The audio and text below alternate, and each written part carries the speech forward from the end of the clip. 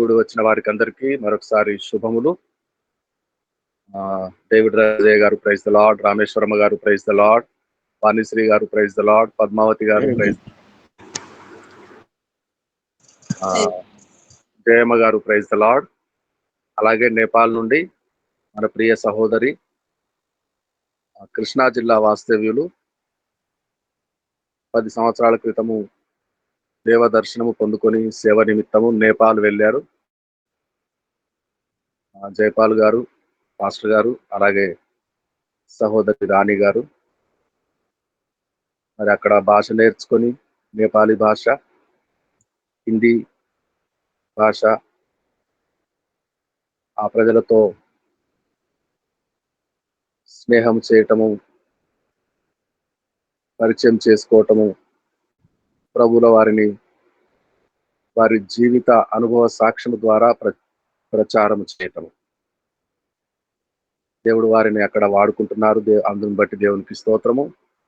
రాబోయే దినాల్లో మనము సహోదరి సాక్ష్యము, అలాగే పాస్టర్ గారి సాక్ష్యము వారు మనతో కలిసి కొనసాగుతున్నప్పుడు వారి ద్వారా అనేకమైన సంగతులు కూడా వాక్యంలో మనము వినబోతున్నాము. ఆ కుటుంబాన్ని బట్టి దేవునికి స్తోత్రం కలుగును గాక. మంచిదండి. ప్రత్యేకమైన ప్రశస్తమైన సమయం ఇది. ఉదయ కాలముననే దేవుని స్వరము వినుట, దేవుని వాక్యమును ధ్యానించుట,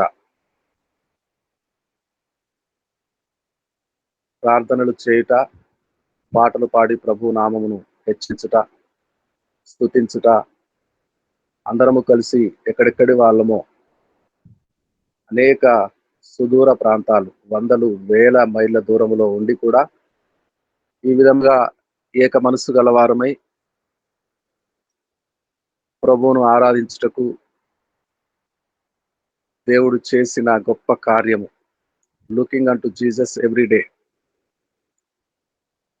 ఈ బలిపీఠము, ఈ వేదికను బట్టి దేవునికి స్తోత్రం కలుగును గాక. ప్రియులారా, మరి ఈరోజు మన తల్లిగారు, అమ్మగారు మహిమ కుమారి పాస్టమ్మ గారు తాడేపల్లిగూడెం నుండి రావాల్సి ఉన్నది. మరి నిన్న వారి సంఘములో అమావాస్య దినపు ప్రార్థనలు జరిగి ఉంటాయి. వారు క్రమముగా చేస్తూ ఉంటారు. అనేక మంది దూర దూర ప్రాంతాల నుంచి వస్తూ ఉంటారు. అయినప్పటికీ అవకాశం ఉంటే తప్పకుండా మనతో కలిసి వస్తారు. మరి ఏ స్థితిలో ఉన్నా వారి కొరకు, అమ్మగారి కొరకు మనం ప్రార్థన చేస్తాం. దేవుని చిత్తమైతే మరలా రేపటి నుండి వారు మనతో ఉంటారు. అయితే వారు మనతో లేనందువలన ఈ దినపు వాక్యము నేను మీతో పంచుకున్నటకు దేవుడు నాకు ఇచ్చిన ఈ కృపా భాగ్యం కొరకు, ధన్యత కొరకు దేవునికి స్తోత్రాలు. ఒక ప్రత్యేకమైన సంగతి నా హృదయంలో, ఒక గొప్ప తలంపు మీతో కలిసి పంచుకోవటానికి దేవుడు నా హృదయమందు కార్యం చేస్తున్నాడు. ప్రియులారా, ఒక గొప్ప విశేషమైన తలంపు.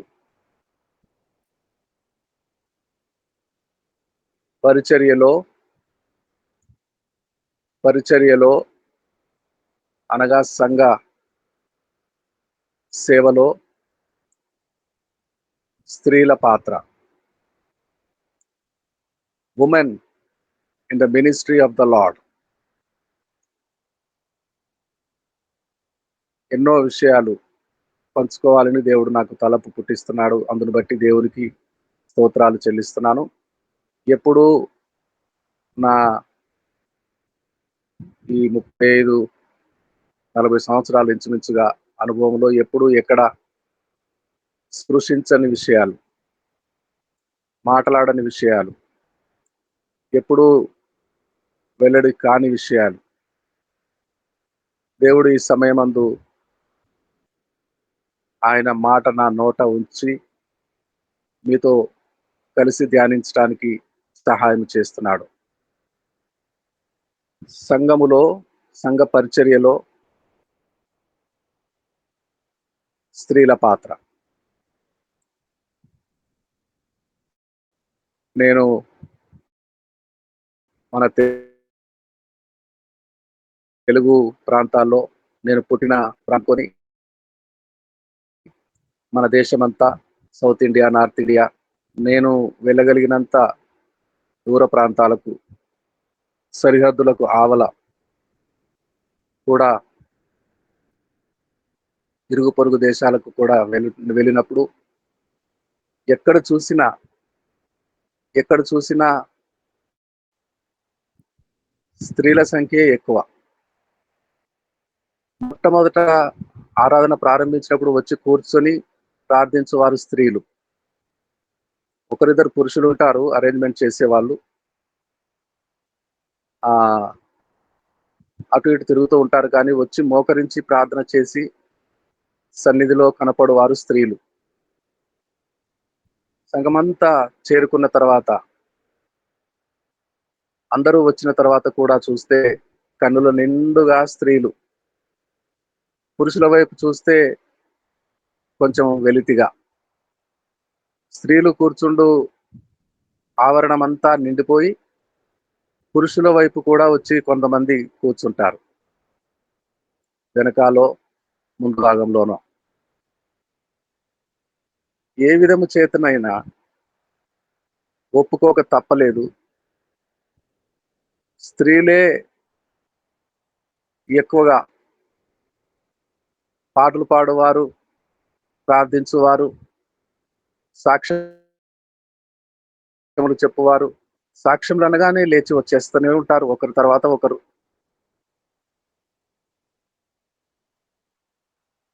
స్త్రీలు లేని సంఘ పరిచర్య.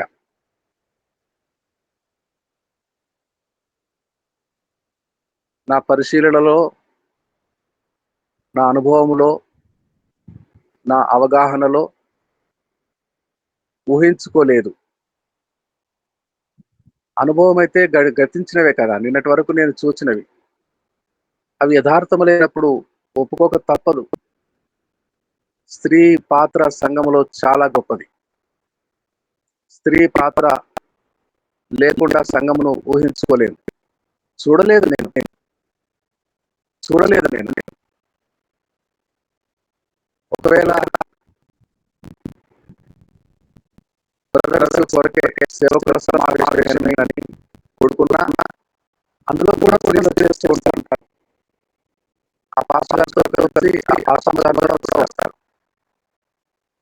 ఒకరిద్దరు ప్రత్యేకంగా పురుషుల కొరకే చెప్పినా దూరం నుంచి ఏమొస్తారు అని చెప్పినా ఎంత దూరమైనా వస్తారు. వాళ్ళ హృదయంలో మంట అలాంటిది, ఆసక్తి అలాంటిది ప్రభు పట్ల. వారి ప్రేమ వర్ణనాతీతము వారు ప్రభువును ప్రేమించే విషయంలో. అంటే ఇల్లు, వాకిలి, పిల్లలు అంతా వదిలేస్తారా? వదిలేరు. ఎక్కువ బాధ్యత ఉంటది వాళ్ళకి. ఇంటి బాధ్యత ఎక్కువగా మోస్తారు. పురుషుల కంటే ఎక్కువ. అయినా ఎంత సమయమో ప్రభుల వారి కొరకు, పరిచర్య కొరకు కేటాయిస్తారు. వారికి అంత సమయం ఎలా దొరుకుతుందో. ఇల్లంతా చక్కబెట్టుకుంటారు. విశేషమైన సమయమే, ఎక్కువ సమయమే దేవునికిస్తారు. వాళ్ళ కొరకు వాళ్ళ కొరకు సమయము ఎక్కువైపోతుందా? వ్యాకోచిస్తుందా? అందరేమో సమయమే లేదు, సమయమే లేదంటారు. చాలా బిజీ అంటారు. కానీ వీళ్ళకెందుకో, ఈ అమ్మలకెందుకో, ఈ అక్కలకెందుకో, ఈ చెల్లెమ్మలకెందుకో, ఈ సమర్పణ కలిగిన పరిశుద్ధ స్త్రీలకెందుకో ఎంతో సమయం ఉంటది వాళ్ళకు. సమయానికే వచ్చేస్తారు. 9 గంటల ఆరాధన అంటే 9 గంటలకే, 10 గంటల ఆరాధన అంటే 10 గంటలకే, సాయంత్రం 6 గంటలకు కూడికంటే 6 గంటలకే. ఎందుకో లేట్‌గా రానే రారు. లేట్‌గా వచ్చేవాళ్ళు చాలా మందుంటారు.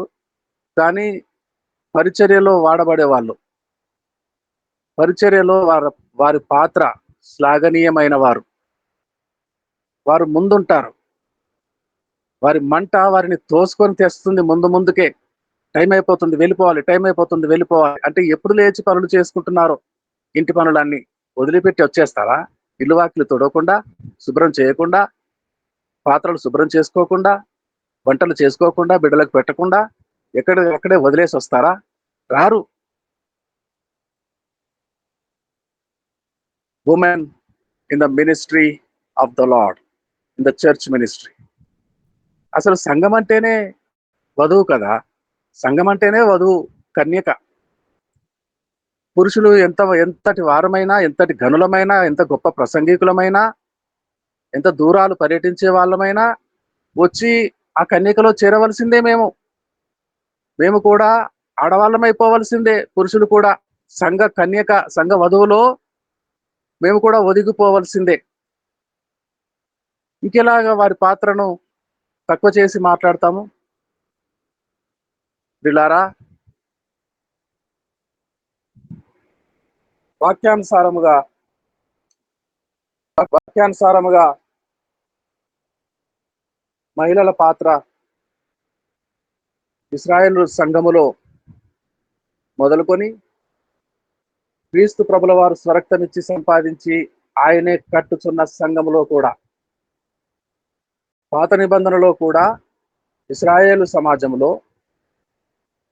క్రీస్తు ప్రభుల వారు వచ్చి సర్వమానవ పాప పరిహారం కొరకు తను తాను బలియాగమై అర్పించుకొని తన రక్తము చిందించి కట్టిన సంఘము, వెలపెట్టి కొన్న సంఘం. అందులో కూడా స్త్రీలు ఎంతమందో, ఎంత ఉన్నతమైన పాత్రలో. ప్రియులారా, ఐగుప్తు విడిచి ఇశ్రాయేల్ ప్రజలందరినీ దేవుడు అంతవరకు బానిసలుగా ఉన్నారు, అంగలార్చారు, రోధించారు, కొరడా దెబ్బలు తిన్నారు. పిల్లలకు పెళ్లిళ్ళు చేసినప్పుడు సంబరమే. కానీ గర్భం ధరిస్తే ఇక అప్పటి నుంచి ఆ కుటుంబంలో భయము.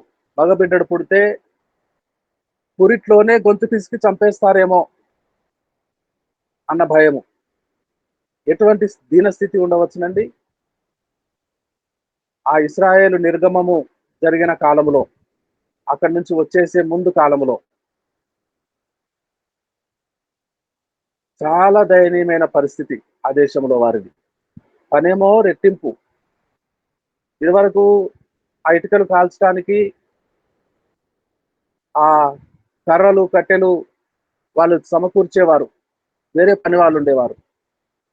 ఎప్పుడైతే మేము పోతాము, మమ్మను వదిలిపెట్టు, మేము దేవుని ఆరాధించుకోవాలని మోషే అహరోనులు వెళ్ళి చెప్తారో, అప్పటి నుంచి ఆ పని రెట్టింపు. నిన్న 100 ఇటుకలు చేశారా ఒక జత, ఒక స్త్రీ పురుషులు, నేటి నుంచి 200 చేయండి. కొయ్యకాలు ఇటుకలు కాల్చుకున్నటకు మీరే సమకూర్చుకోండి. అయ్యో, ఇదెలా సాధ్యము? అదంతా మాకు తెలియదు. కొరడా దెబ్బలు జలిపిస్తుంటే, ఆకలికి ఎండిన డొక్కల్లో ఆకలి కేకలు వినపడుతుంటే, క్షీణించిన శరీరముతో, బాధతో, దెబ్బలు, బాధ, పని, రెట్టింపు పని. అన్నము అడిగినా పెట్టేవాళ్ళు లేరు. దాహం తీర్చుకునే టైమే లేదు. గబగబా 200 ఇటుకలు చేసేయాలి. ఏనాటి పని ఆ రోజే ముగించాలి. తెల్లవారే 7 గంటలకు పనికి వెళ్తే, 8 గంటలకు వెళితే, 4 గంటల ముందే వెళ్ళి అరణ్యం అంతా కలియ తిరిగి కట్టెలు ఏరుకొని తెచ్చుకోవాలి, కొయ్యకాలు తెచ్చుకోవాలి. ఆ పని చేయాలి. ఎంత కఠినమో. అక్కడ నుంచి వారిని తీసుకొని వచ్చేటప్పుడు ఎర్ర సముద్రములు పాయలై ఆరిన నేల నడుచుకుంటూ వారి శత్రువులు తమను హింసించి ఇప్పుడు కూడా గుర్రముల మీద, రథముల మీద పరిగెడుతూ వస్తున్నవారు, ఐగుప్తు సేనలు వచ్చి ఆ సముద్రములో మునిగిపోవట, వారందరూ ఆనందముతో ఇప్పుడు ఆస్తికర్తలతో వస్తున్నారు. వెండి బంగారములు కలిగి, కొత్త వస్త్రములు కలిగి, సంతోషము, ఆభరణాలు చూసుకొని మురిసిపోతారు. సముద్రం పాయలైపోతే ఆరిన నేల నడుచుకుంటూ ఆనంద హర్షాతిరేకములతో పాటలు పాడుతూ వస్తారు. వారికి ముందు నడుస్తూ నాట్యమాడుతూ. నిర్గమకాండము 15వ అధ్యాయము 20వ వచనం. త్వరగా చదవండి. 4-5 వచనాలు రెఫరెన్సులు చదవవలసి ఉంటది. నిర్గమకాండము 15:20. జాన్సన్ త్వరగా సహాయం చేయాలి, రెఫరెన్స్ చదవాలి. Johnson, praise the lord.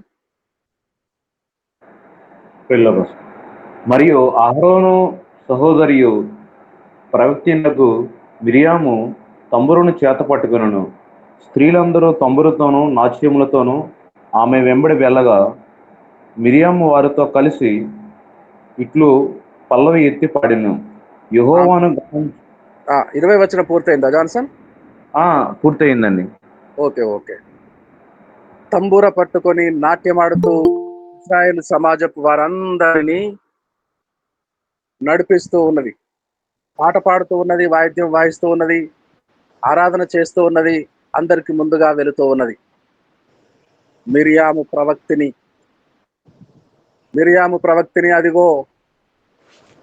అదిగో ఆరాధన నడిపిస్తున్న ఒక ప్రవక్తిని అయిన స్త్రీ ఆరాధన నడిపిస్తున్నది, పాటలు పాడుతున్నది, వర్షిప్ లీడ్ చేస్తూ ఉన్నది. ఎంత గొప్ప పాట! సంఘములన్నీ కలిపి గంభీరమైన పాట, పాటలలో అగ్రము, పాటలలో ఉన్నతమైన పాట. వేల్పులలోని సముడెవడు, పరిశుద్ధమానీయుడా, అద్భుతమైన పూజ్యుడా, నీ వంటి వాడెవడు, యెహోవాను గానాము. అద్భుతమైన ఆరాధన నడిపిస్తూ ఉన్న మిరియామండి. అదిగో మిరియాము ప్రవక్తిని మీకా ద్వారా అనేక వందల సంవత్సరాల తర్వాత ఇశ్రాయేలులకు జ్ఞాపకం చేస్తున్నాడు. మీకా 6:4. మీకా 6:4. మీకా 6:4. దేశములో నుండి నేను మిమ్మును రప్పించి తిని, దాస్యగృహములో నుండి మిమ్మును విమోచించి తిని, మిమ్మును నడిపించుటకే మోషే అహరోను మిరియాములను పంపించి తిని. మిమ్మల్ని నడిపించుటకు ఆ దాస్య గృహములో నుండి, ఆ ఇనుప కొలిమిలో నుండి, ఆ దాస్యపు కాడి నుంచి విడిపించి తీర్చుటకు మోషేను అహరోనును మిరియాములను పంపించి తిని. మోషే ఎంతటి వాడో అహరోను అంతటి వాడే, మోషే అహరోనులు ఎంతటి వారో మిరియాము అంతటిదే. మిరియాము మినిస్ట్రీ మోషే పుట్టినప్పటి నుంచి మొదలు, మోషే పుట్టి సుందరుడై ఉండట చూచి తల్లిదండ్రులు 3 నెలలు దాచి, ఇక దాచలేమని గ్రహించి జమ్ము పెట్టెలో పెట్టి నైలు నదిలో విడిచిపెట్టినప్పుడు తమరికి ఏమి జరుగునో అని కులలు ఏరుకుంటున్నట్టుగా అక్కడక్కడే సంచరించుచుండిన ఒక యవ్వన చిన్న బిడ్డ మిరియాము ప్రవక్తిని. రాజకుమార్తె వచ్చినప్పుడు నీ కొరకు పాలిచ్చి పెంచడానికి ఒక అమ్మను తీసుకురానా అని ఎంత గొప్ప సలహా ఇచ్చిందో, ఆ తమ్ముని క్షేమము కొరకు. రాజమహలులో పెరుగుతున్న తమ్ముని ఎత్తుకొని అమ్మ దగ్గరికి తెచ్చి పాలు తాగిన తర్వాత బాలుని తీసుకొని మరలా రాజకుమార్తెకు అప్పగించడానికి ఎంత పరిచర్యనో ఇశ్రాయేలులను విడిపించడానికి ప్రవక్తినిగా దేవుడు వాడుకున్న మిరియాము. దెబోరా, న్యాయాధిపతులు 4. దెబోరా ఇశ్రాయేలునకు ప్రవక్తిని. 12 మంది న్యాయాధిపతుల్లో పేరెన్నిక కలిగిన ప్రముఖమైన పాత్ర వహించిన దెబోరా అను ప్రవక్తిని. బారాకుతో కలిసి ఇశ్రాయేలు ప్రజలకు న్యాయం తీర్చిన ప్రవక్తిని.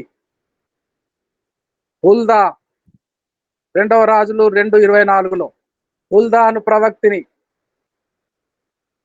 ప్రియులారా, యేసు ప్రభుల వారి నామకరణ మహోత్సవము యెరూషలేము దేవాలయంలో ప్రభుల వారికి 8వ దినము వచ్చినప్పుడు పరిశుద్ధ దంపతులు ధర్మశాస్త్ర నియమం చొప్పున గువ్వ పిల్లలను, పావురం పిల్లలను తీసుకొని వారికి కలిగిన ప్రకారము దేవునికి కానుక అర్పించి బాలునికి సున్నతి ఆచరించి పేరు పెట్టే నామకరణ మహోత్సవములో ఆత్మవశురాలై వచ్చి దీవించిన అన్న. లూకా 2:36-38లో చదువుతాం మనం. ఆమె ఇశ్రాయేలు విమోచనం కొరకు కనిపెట్టుకొని చుండిన వారిలో ముఖ్యురాలై ప్రవక్తిని అయి ఉండెను. నాదా, ఇశ్రాయేలునకు నీవిచ్చిన రక్షణను కన్నులారా చూస్తున్నానని సుమియోను పలుకుచుండగా అప్పుడే ఆత్మ చేత అక్కడికి రప్పించబడిన అన్న ఆ పేరు పెట్టేటప్పుడు సాక్షి అయి నిలిచి ఇశ్రాయేలు విమోచన కొరకు అందరితో చర్చించుచుండెను 84 సంవత్సరాలు. అంటే ప్రభుల వారు పుట్టక మునుపు ఎప్పటి నుంచో ఇశ్రాయేలునకు విమోచన, మెస్సియా, రక్షకుడు, మనం అందరము రక్షణను పంపించబోతున్న దేవుని యొక్క రక్షకుని చూస్తాము అని అందరితో హెచ్చరించి అందరినీ ప్రోత్సాహపరిచి మందిరమును విడిచిపెట్టకుండా సేవ చేస్తూ ఉన్న అన్న అనే ప్రవక్తిని. వీళ్ళ సంఘము కట్టబడింది.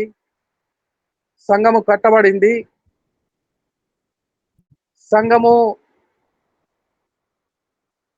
కట్టబడుటకు క్రీస్తు ప్రభుల వారు తను తాను సిలువకు అప్పగించుకొనబడి, సిలువలో ప్రాణము పెట్టి, సిలువ మీద నుంచి దించబడి, సమాధిలో ఉంచబడి 3వ దినమున తిరిగి లేస్తారన్నప్పుడు మన ప్రభుల వారిని చూసొద్దామా? సమాధిలో ఉంచారు కదా, అయ్యో ప్రభుల వారిని చూసొద్దాం పదండి అమ్మలారా. రాత్రంతా నిద్రపోయారో లేదో ప్రభుల వారి సేవా పరిచర్య దినంలోని సంగతులన్నీ మాట్లాడుకుంటున్న పరిశుద్ధ స్త్రీలు సుగంధ ద్రవ్యములు ఏర్పాటు చేసుకొని, అదిగో తెల్లారిందా, లేదమ్మా కటిక చీకటే ఉన్నదంటారు ఒకరు. అయ్యో ఇంకా తెల్లవారలేదా, ఇంకానా, అమ్మ చూడమ్మా, చూడు ఎంతైందో. అప్పుడు టైములు ఎక్కడివి, వారికి నిద్ర లేదు. రాత్రంతా సంభాషణలు. ప్రభువుల వారిని ఎప్పుడు వెళ్ళి దర్శించుకుందామా, సమాధి తోటకు ఎప్పుడు వెళదామా, ఇక తెల్లవారుచుండగా ఏ రాత్రి నడుచుకుంటూ పోతున్నారో. ధైర్యవంతులందామా,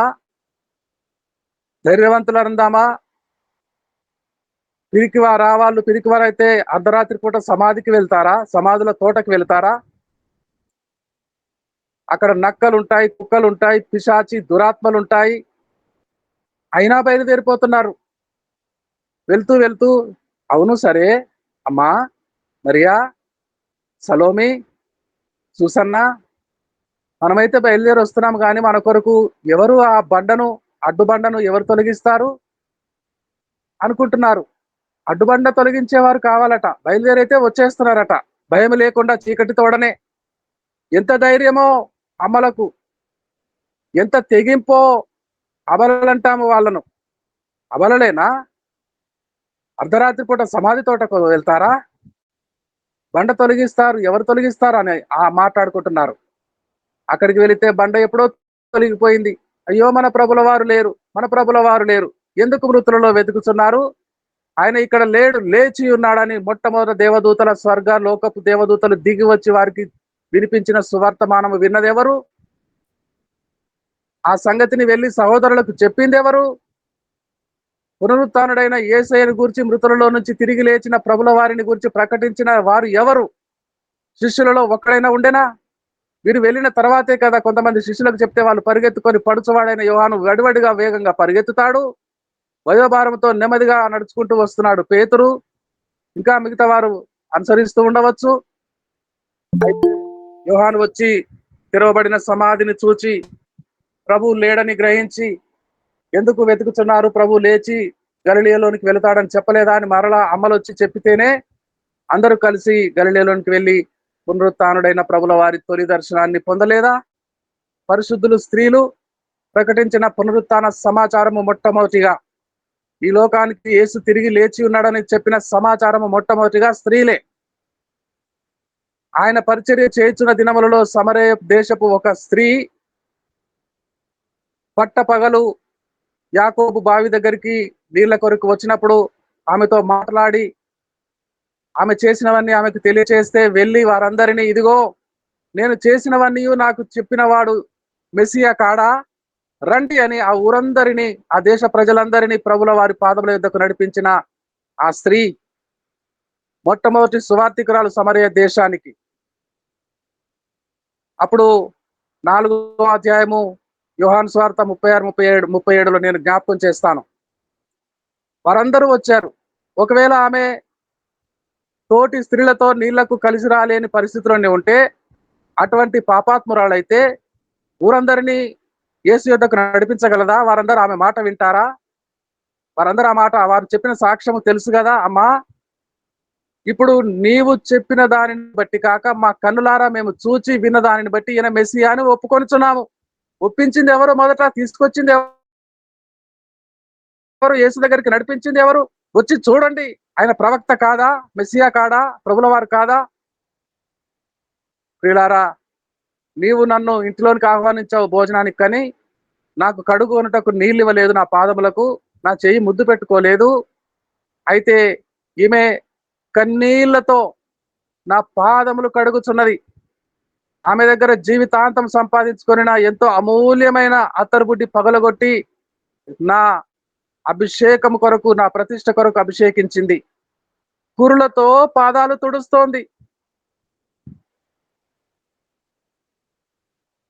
అంత పరిచర్య ఆ సీమోన్ ఎందుకు చేయలేదో, భోజనానికి ఆహ్వానించిన వాడు ఆ సీమోన్ ఎందుకు చేయలేదో చేయనివ్వండి.